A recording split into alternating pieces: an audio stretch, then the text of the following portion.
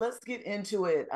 Your character, Edwin, he's a little different, Mhm. and a little kind of different role than we're used to seeing you in. So, can you talk a little bit about Edwin and where he's at when we meet him and what you went through kind of to get yourself into the mold of Edwin? Oh, well, his name is Edmund. Oh, Uh, Edwin, sorry. no, that's all goody. I, I mean, when I got the opportunity for it, it just seemed like an awesome challenge to just breathe life in such a character. I'm a fan of the anthology. Season one rocked my world.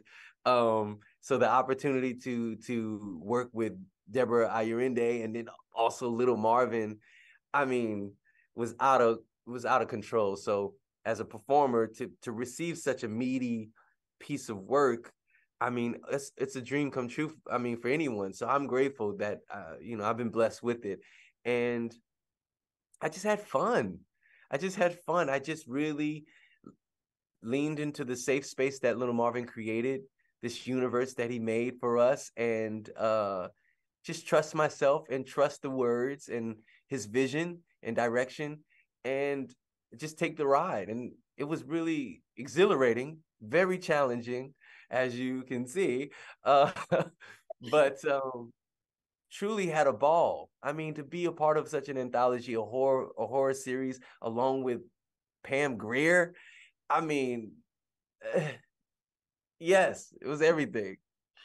So, this takes place in the early 90s in LA. There are some very real hordes that Lil Marvin inserted in there that kind of took place around it. What did you learn about that time period as far as Los Angeles and getting into the whole backstory of it?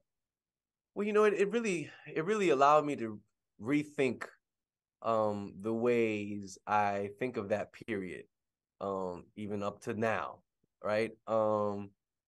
Especially thinking of a police officer who is um black, a woman also who has a little boy, who has a child, a young black child who has to live in this world, and possibly the possibility of experiencing something so horrific, but also yourself being a part of something that is not uh that is not completely looked at as honorable because of the bad apples and so on and so forth. It really deepened my empathy for police officers who are inside of the system and yearn to do something different, but at the same time, it's like the how hard that is to be the difference. It really made me think of it differently. I've only looked at it from a perspective of protest, a perspective of the victim, in a sense, the person that is being victimized. I should say. Um, so yeah, that it really made turned it around for me to really look at that aspect of what our black and brown cops were going through in this tumultuous era, terrible era. Yes, it was. So, last question. You are an actor, and there is an actor element to your character. What would you say is scarier, playing this role or going on an audition unprepared?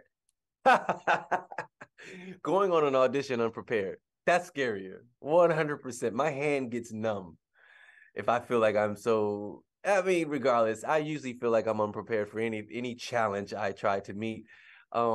And sometimes I prove myself completely wrong, and then there have been times I prove myself right.